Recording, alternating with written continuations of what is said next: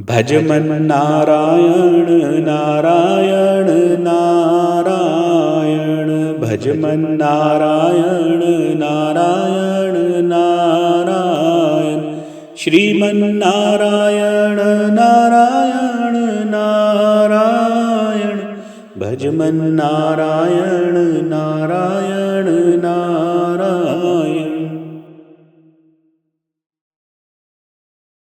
धर्मराज युधिष्ठिर बोले, हे भगवन, आपने माघ के कृष्ण पक्ष की षटतिला एकादशी का अत्यंत सुंदर वर्णन करते हुए सुनाया।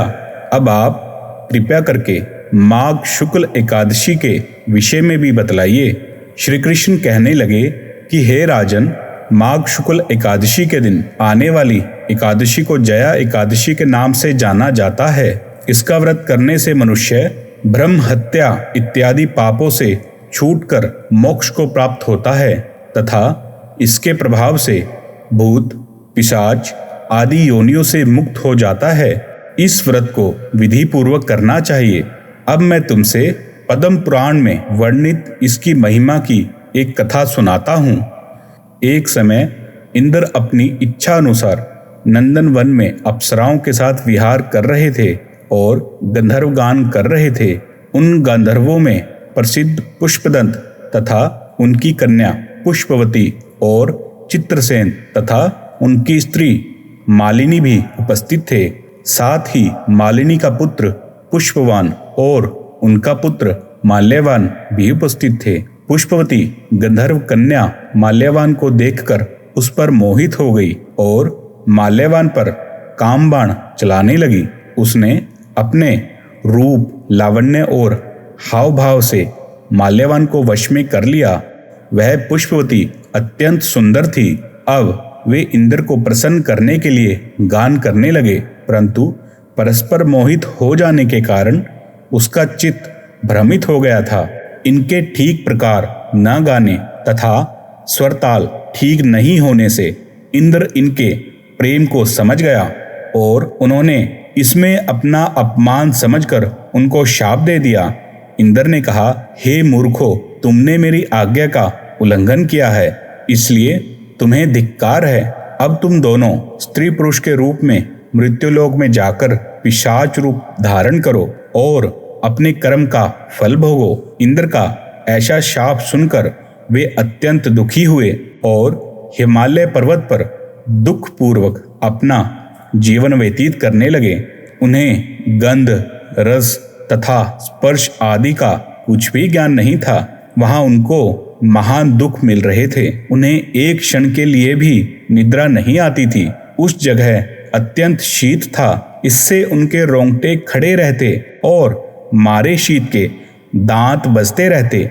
एक दिन पिशाच ने अपनी स्त्री से कहा कि पिछले जन्म में हमने ऐसे कौन से पाप किए थे जिससे हमको यह दुखदायी पिशाच योनि प्राप्त हुई है। इस पिशाच योनि से नरक के दुख सहना ही उत्तम है, अतः हमें अब किसी प्रकार का पाप नहीं करना चाहिए। इस प्रकार विचार करते हुए वे अपने दिन व्यतीत कर रहे थे देव योग से। तभी माघ मास में शुक्ल पक्ष की जया नामक एकादशी आई। उस दिन उन्होंने कुछ भी भोजन नहीं किया एवं अच्छे अच्छे कार्य किए, केवल फल फूल खाकर ही दिन व्यतीत किया और सायंकाल के समय दुखी अवस्था में पीपल के नीचे बैठ गए। उस समय सूर्य भगवान अस्त हो रहे थे। उस रात को अत्यंत ठंड थी, इस कारण वे दोनों शीत के मारे अति दुखित होकर मृतक के समान आपस में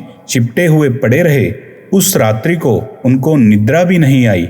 जया एकादशी के उपवास और रात्रि के जागरण से दूसरे दिन प्रभात होते ही उन्हें पिशाच योनि से छुटकारा मिला।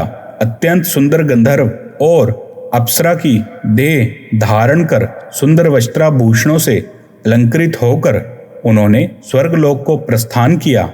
उस समय आकाश में देवता उनकी स्तुति करते हुए पुष्प वर्षा करने लगे। स्वर्गलोक में जाकर दोनों ने देवराज इंद्र को प्रणाम किया।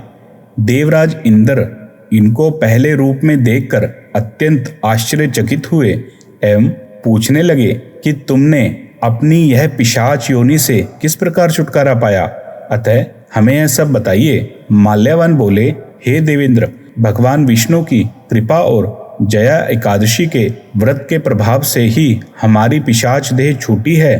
तब इंद्र बोले कि हे माल्यवान, भगवान की कृपा और एकादशी का व्रत करने से न केवल तुम्हारी पिशाच योनि छूट गई, हम लोगों के भी वंदनीय हो गए, क्योंकि विष्णु और शिव के भक्त हम लोगों के वंदनीय हैं, अतः आप धन्य हैं। अब आप पुष्पवती के साथ जाकर विहार करो। श्री कृष्ण कहने लगे, हे राजन युधिष्ठिर, इस जया एकादशी के व्रत से बुरी योनि से भी मुक्ति मिल जाती है।